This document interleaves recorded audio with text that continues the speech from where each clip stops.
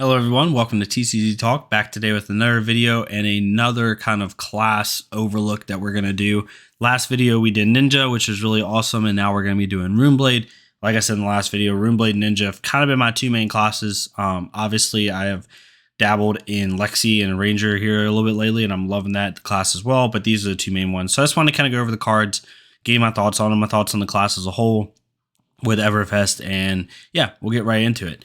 For the first card, Drying Dire, this is an interesting card. If you've created or played an aura this turn, which is basically a rune chant as it looks at Viscerai or even Briar or Chain. Basically, most of these cards say if you've created or played a aura this turn, which with Runeblade's perspective, 9 times out of 10 is going to mean rune chant. If you played or created an aura this turn, Drying Dire games dominate. When Drying Dire hits, you put a non-attack action card from your graveyard on the bottom of your deck. This card is just like a C to me. I don't see like how this card is any good. You're not going to get Go again without Mob Skies or without the Briar Lightning token. It's a 2-for-5 dominate, and all it does is basically cycle something to the bottom of your deck, basically like a Rites of Replenishment. If this would have been a 2-for-6, then maybe it'd be somewhat useful, but 2-for-5, I don't like 5 dominate cards. Like in the last video with Break Tide for Ninja, I just don't like 2-for-5 dominate. Like it's like a Herald of Erudition. Like I can block it out with 1 card in equipment. Like yeah, you force out equipment, but 2-for-5 dominate's not really that scary, and I just don't think this card really has a whole lot of place in any of the decks. That's just my opinion though. Definitely see if you can find a use for it, but to me it's just kind of like a card. Riga Corruption, similar to Drying Dire. The good cards in this set are coming up. The commons are kind of just like Riga Corruption is basically a 2-for-4. And if you've played or created an aura this turn, Riga Corruption games, when this hero hits hero, they discard a card. Basically, this is a consuming volition.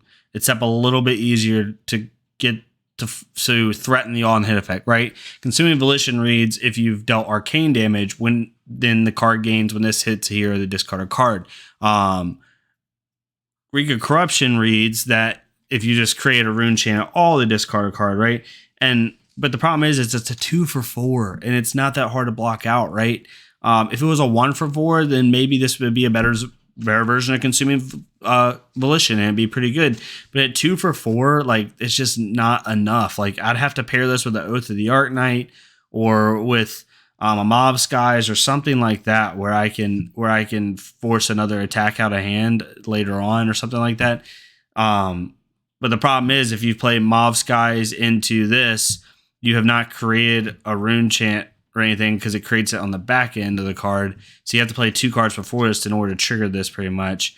Or like 1 card of Oath of the Arknight or something like that. Something that creates a rune chant. So it's similar to Drying Dire. Like it's not a bad card. It's just not as good as the cards that Viscerai and Briar and them already have. Most of these cards will apply to Viscerai more than any other heroes.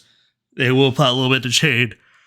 Briar only uses a couple of these, I would say. But the first 2 cards just really didn't do anything for me.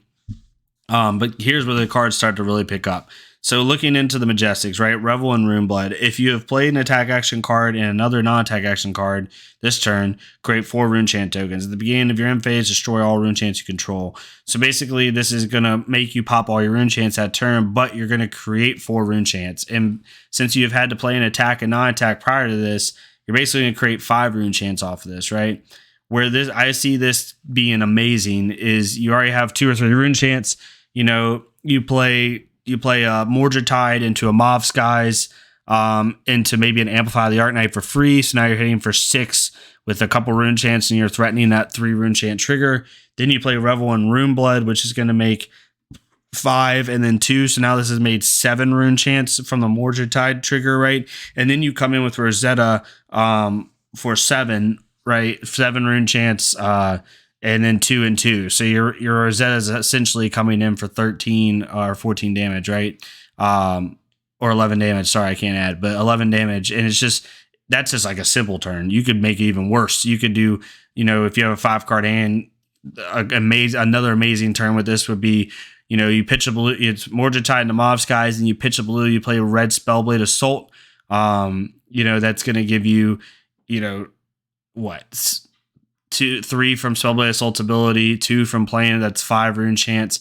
Then you make 7 rune chance off that, that's 12 rune chance. Then you use that last resource on your blue to come in with Rosetta, then there's a 17 damage turn, right? I think that's the ultimate line with this is pitch a blue, Mordecai, Mobsky, Spellblade Assault, Revel, and Runeblood, Rosetta Thorn. So like that's where it's going to be able to pop off. You're essentially doing a 20 plus damage turn. Granted, that is ideal, but like this card is just going to give you so much gas for like those mid-range combo-y rune chant build turns where you can pop your rune chants and really go off, especially if you couple this with Mordecai. It's just going to go insane. Definitely like an A+ card for me, both in the aggro and mid-range Viscerai builds. The next one, Runeblood Incantation. I love this card. You could run it yellow. I would run it yellow and red. Blue's not as useful, but basically you can create a rune chant from playing it if it's your second card, and then it puts 3 verse counters on it. At the beginning of your action phase, remove a verse counter from Runeblood Incantation if you do create a rune chant token. So it's basically the red, if you create a rune chant from playing it, it's going to give you 4 rune chants over its lifespan. Super good card. It's going to really help you with those rune chant cost reduction cards like Amplify the Arknight and, Draw in the Dark Dimension and Rune Flash and stuff like that. So it's really going to help you with that to kind of threaten, low cost attacks while also giving you more rune chance to stack and pop. I really like it at red and yellow. I think it's really good. I think you could even use this if you wanted to with Briar to go because it's a go get non-attack action that's going to get you more arcane damage. It might make some of those lower level attacks a little bit more lethal because of the extra rune chance that you're giving it. I think it's a really good card. I think Briar could also use Revel and Runeblood really well too. That's where that comes from. Next one is Runic Reclamation. When Runic Reclamation hits a hero, destroy target aura they control if you do create a rune chant token. This is basically a sideboard against Prism or against the Mirror. It'll be really good for that. There's other decks obviously that run auras, but this is really good for that. It's a 3 for 7. If you couple this with a Mobsky, it's going to be really hard to block out. It's going to force the Prism in a really bad spot because you can destroy an aura that because you can attack them directly, destroy their aura, and then come in with maybe if let's say they have even 2 auras, then you can come in with your Rosetta Thorn at the end and destroy their other aura. So it's going to be really useful for that where you can destroy ideally multiple auras on a turn against a Prism player, and I think it's going to make the Prism matchup a little bit easier. Shrill of Skullform, I really like this at red if you can couple it with a Mobsky, right? If you've played like Mordecai into Mobsky or Mordecai into anything, and then you play this, you're able to basically hit 2 for 7. If it's with a Mobsky and Mordecai, you're hitting 2 for 7 with Go Again, and you're threatening an on-hit trigger with Mobsky. I think this could be really useful. It's going to be most useful with Mobsky because it's going to be able to give a lot of threatening, on hit triggers while also hitting for 7 with Go Again. So I would definitely add this at red into your deck. I'm going to add it and try it out. You could play with yellow, but I think red's going to be where it's most useful. I just think it's really good for that. It's even could be good in chain as well with that 2 for 7 cost. The next one is Swarming Gloomveil. Definitely run this. This is amazing. 0 cost. If you create with Viscerai, if you create a rune chant or an aura, it gets Go Again. So it's a 0 for 3 with Go Again. If you've created 2, it gets +1. And if you've gained 3, then they can't prevent arcane damage if it hits, right? So it's just a really good card. Puts a lot of pressure on the opponent, and I think it's going to be really useful in more so Viscerai. Most of these cards are Viscerai based, which is funny. Chain can use a lot of these cards very well, but I feel like a lot of these cards are like made for Viscerai. Like there's not any blood deck cards. Briar doesn't really like to use a ton of like straight Runeblade cards, at least not right now. So a lot of these cards are made for Viscerai, which is funny because Viscerai is already insane in this meta. But yeah, we'll have to see how that goes. For the last card, Vexing Quillhand. Destroy Vexing Quillhand, create 2 rune chant tokens, and Go Again. If this blocked for 2, similar to not even that Temper, but just like Blade Break, whatever, right? If this blocked for 2, then this actually would be a decent substitution for Grasp the Arknight in high aggro Viscerai builds. I think it really would be. But considering it doesn't block, this now turns into a kind of a budget version of Grasp the Arknight. If you don't have Grasp the Arknight, this is a very good card to get and have. It'll be a lot cheaper. But again, if it blocked, it would be so good in an aggro version of the build because you could create 2 rune chants.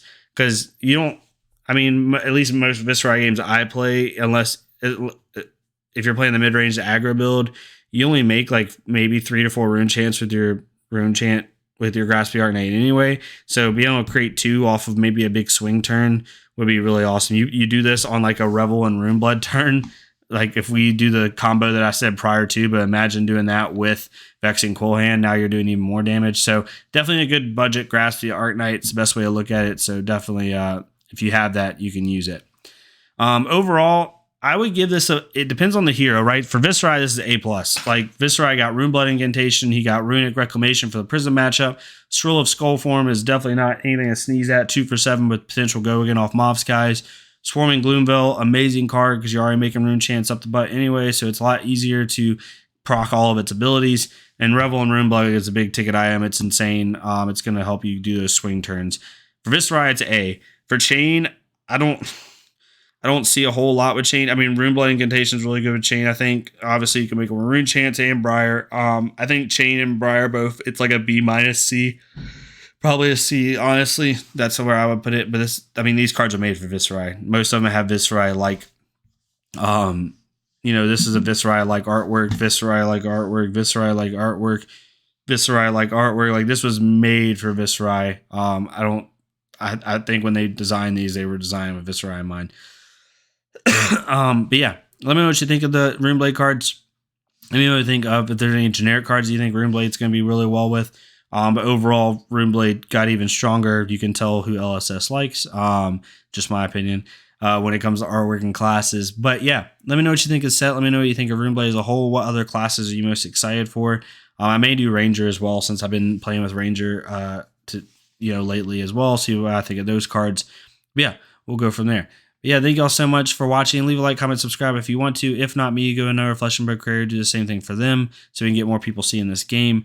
And yeah, hope y'all are enjoying the content so far. Let me know what you want to see, and I'll see y'all next time on TCG Talk. Thank y'all so much.